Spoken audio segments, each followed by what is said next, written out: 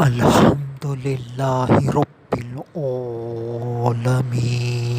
والصلاة والسلام علی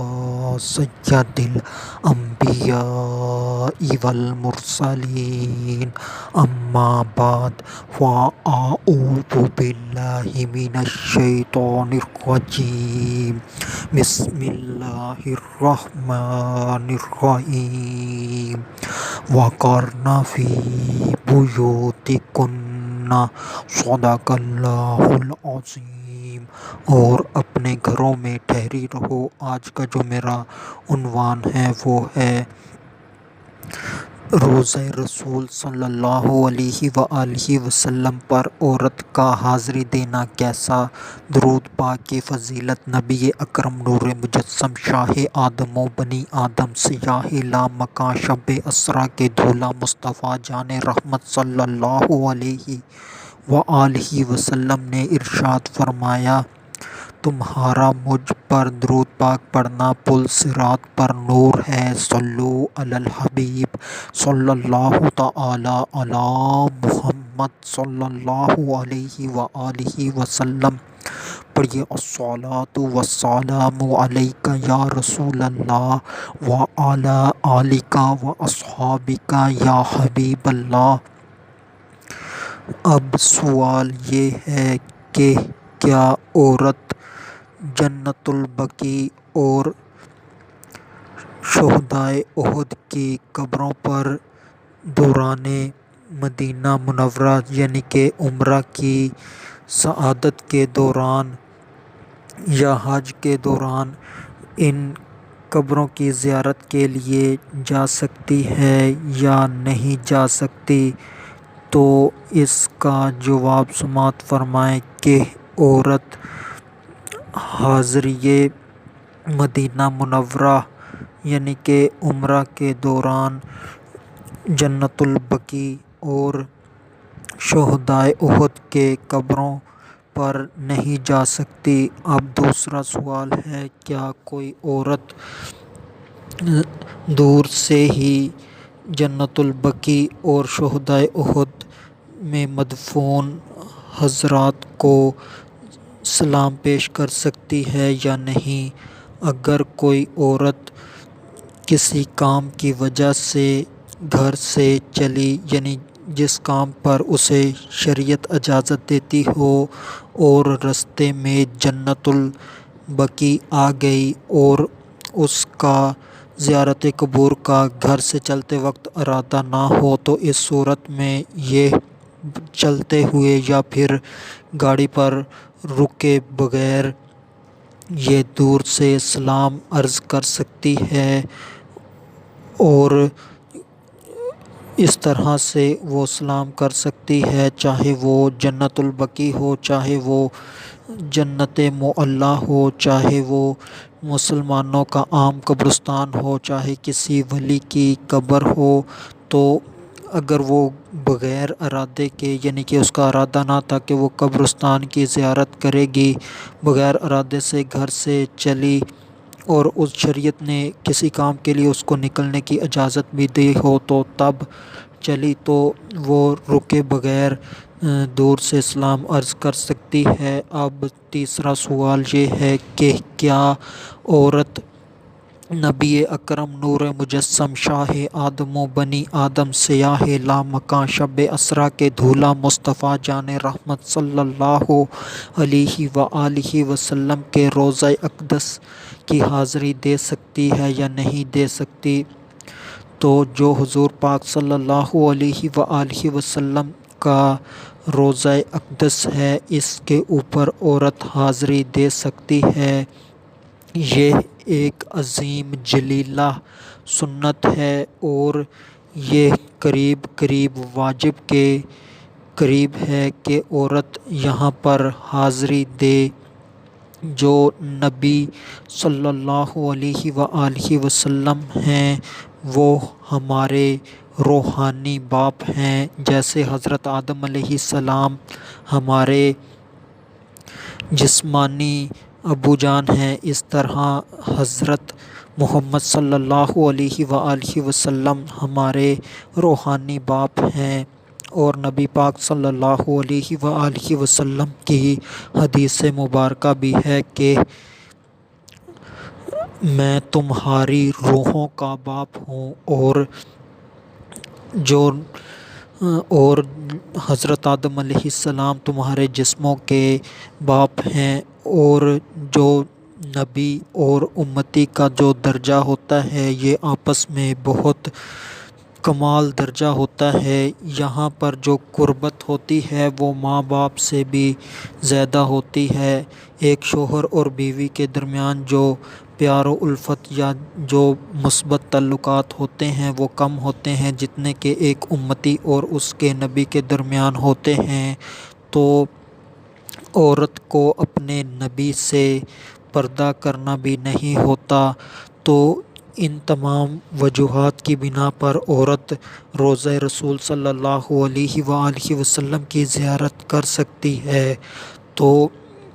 یہاں پر تو خود حکم ارشاد فرمایا گیا کہ مرد ہو یا عورت ہو مسلمان تو وہ زیارت روضہ رسول صلی اللہ علیہ وآلہ وسلم کرے۔ تو قرآن مجید بھی اس کے متعلق بتاتا ہے کہ نبی پاک صلی اللہ علیہ وآلہ وسلم کی قبر انور پر آیا جائے۔ تو پارہ نمبر 5 سورہ نساء کی آیت نمبر 64 میں ارشاد ہوتا ہے وَلَوْ أَنَّهُمْ إِذ ظَلَمُوا أَنفُسَهُمْ جَاءُوكَ فَاسْتَغْفَرُوا اللَّهَ وَاسْتَغْفَرَ لَهُمُ الرَّسُولُ لَوَجَدُوا اللَّهَ تَوَّابًا رَحِيمًا۔ ترجمہ: اور اگر جب وہ اپنی جانوں پر ظلم کریں تو اے محبوب تمہارے حضور حاضر ہوں اور پھر اللہ سے معافی چاہیں اور رسول ان کی شفاعت فرمائے تو ضرور اللہ کو بہت توبہ قبول کرنے والا مہربان پائیں گے۔ اور نبی پاک صلی اللہ علیہ وآلہ وسلم کی احادیث مبارکہ بھی ہیں جن کے اندر ترغیب دلائی گئی کہ نبی پاک صلی اللہ علیہ وآلہ وسلم کا امتی روضہ رسول پر حاضری دے۔ نبی پاک صلی اللہ علیہ وآلہ وسلم کا فرمان مبارک ہے جس کا مفہوم ہے جس نے میری قبر کی زیارت کی اس پر میری شفاعت واجب ہو گئی۔ اور نبی پاک صلی اللہ علیہ وآلہ وسلم کی دوسری حدیث مبارکہ ہے جس کا مفہوم ہے کہ جس نے حج کیا اور میری زیارت نہ کی تو اس نے مجھ پر جفا کی۔ یہاں جفا سے مراد ظلم ہے۔ تو یہاں پر تو اللہ پاک خود مومنین کو بلا رہا ہے کہ جب تم سے کوئی گناہ ہو جائے، اپنی جانوں پر ظلم ہو جائے تو تم نے کیا کرنا ہے، تم نے براہ راست میرے دروازے پر نہیں آنا بلکہ تم نے نبی پاک صلی اللہ علیہ وآلہ وسلم کے روضہ اقدس پر آنا ہے اور نبی پاک صلی اللہ علیہ وآلہ وسلم کو بتانا ہے کہ یا رسول اللہ صلی اللہ علیہ وآلہ وسلم کہ ہم سے یہ جرم ہو گیا ہے، ہم اعتراف جرم کرتے ہیں، اللہ پاک سے ہمارے اس جرم کی معافی دلوا دیجیے۔ تو نبی پاک صلی اللہ علیہ وآلہ وسلم اللہ کی بارگاہ میں آپ کا جرم پیش کریں اور نبی پاک صلی اللہ علیہ وآلہ وسلم آپ کے لیے آپ کے گناہ کی معافی چاہیں تو اللہ پاک کو بے حد مہربان پائیں گے، یعنی کہ اللہ پاک بخش دے گا۔ اب سوال یہ ہے کہ یہ تو قرآن مجید کی آیت ہے، تو یہاں پر کیا کیا جائے؟ کہ ہر بندہ ہی گناہ ہونے کے باوجود روضہ رسول صلی اللہ علیہ وآلہ وسلم پر جائے۔ اگر کسی کے پاس جانے کی استطاعت ہو تو اگر اس سے گناہ ہو جائے تو وہ لازمی روضہ رسول پر جائے، اور جس طرح قرآن بیان کرتا ہے ویسے ہی توبہ استغفار کرے تو اللہ پاک بخش دے گا۔ نبی پاک کو اپنا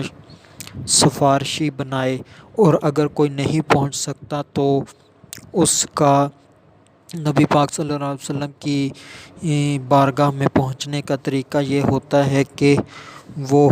آنکھیں بند کرے اور نبی پاک صلی اللہ علیہ وآلہ وسلم کو اپنے دل و دماغ تصور خیال میں لائے، اور نبی پاک صلی اللہ علیہ وآلہ وسلم کی